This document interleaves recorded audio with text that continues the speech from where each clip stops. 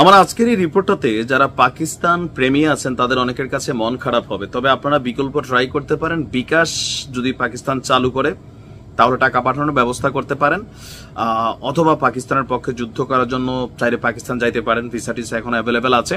তবে পাকিস্তান কিন্তু এই যুদ্ধটা বেশি দিন চালাইতে পারবে না, থেমে যাবে। অলরেডি কূটনৈতিক আলোচনার পাশাপাশি আজকে বিবিসি একটা প্রতিবেদন করেছে। এই প্রতিবেদনটা শতভাগ কিন্তু সত্যি।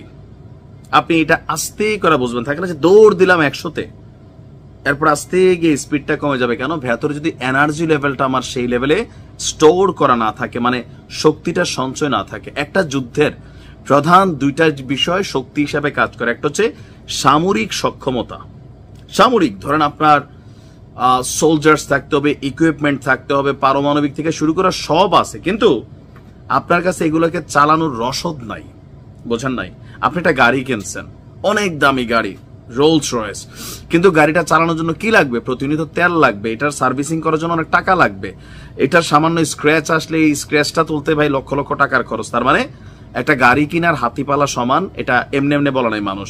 একটা যুদ্ধ এর চেয়েও বেশি ব্যয়বহুল একটা ইস্যু। তো পাকিস্তানের অর্থনীতি কতটা মানে সমৃদ্ধ যে তারা যুদ্ধ চালায় যেতে পারবে কিনা। গেল কয়েকদিন আগে আমরা দেখছি পাকিস্তান আপনার আন্তর্জাতিক ব্যাংকগুলোর কাছে, ইন্টারন্যাশনাল যেই মানে মানি সাপোর্টিং কমিউনিটিগুলো আছে তাদের কাছে দাঁড়ে দাঁড়িয়ে ঘুরছিল টাকা পয়সার জন্য, কারণ তাদের অর্থনীতি ভঙ্গুর ইমরান খানকে ক্ষমতা থেকে সরানোর পর।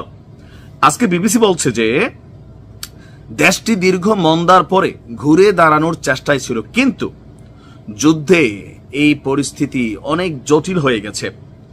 2023 সালে পাকিস্তানের মোট দেশজ উৎপাদন মানে জিডিপি প্রায় কোনো উল্লেখযোগ্য প্রবৃদ্ধি হয় নাই। 2023-এ আমদানি বেড়ে গিয়েছিল, বৈদেশিক মুদ্রার মজুদ হ্রাস পেয়েছিল, উচ্চ মূল্যস্ফীতির কারণে অর্থনীতি হোঁচট খেয়েছিল।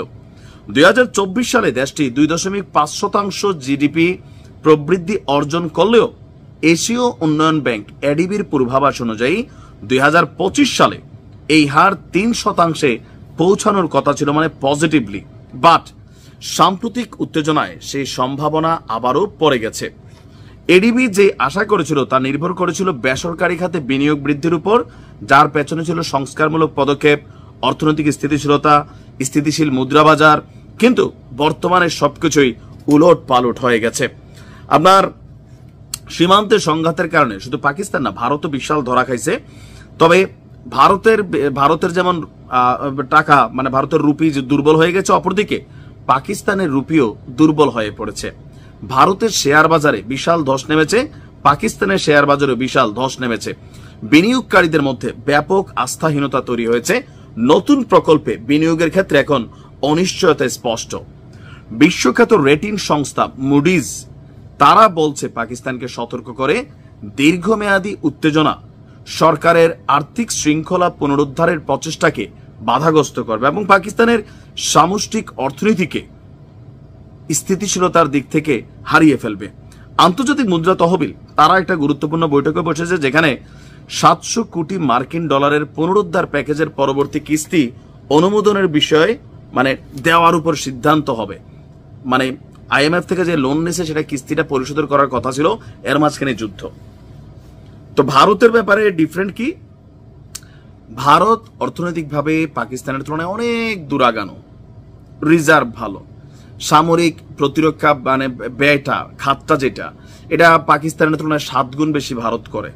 তাদের হিউজ টাকা পয়সা আছে, তো সেই জায়গা থেকে তারা যুদ্ধটা চালাইতে পারবে, কিন্তু তারাও ক্ষতিগ্রস্ত অলরেডি হয়েছে। শেয়ার বাজারে 83 বিলিয়ন ডলার ধ্বংস হয়ে গেছে, এদের রুপির দাম করে পড়ে গেছে। তবে এই পরাপরের খেলায় পাকিস্তান দ্রুত পড়ে যাবে। আর এই কারণে পাকিস্তান মাঝে মাঝে বলে যে আমরা প্রথম দিকে পাকিস্তান কিন্তু যুদ্ধ শুরু করে নাই, কারণ পাকিস্তান জানে কথা বলা এক জিনিস, যুদ্ধ চালানো আরেক জিনিস। কারণ এখানে তেল লাগবে, রসদ লাগবে, টাকা লাগবে। অন্য মানুষ টাকা দিবে আর আপনি যুদ্ধ করবেন, ইউক্রেনের চেয়ে পরিণতি ভালো হবে না। দেখা যাক কি হয়। ভালো থাকুন।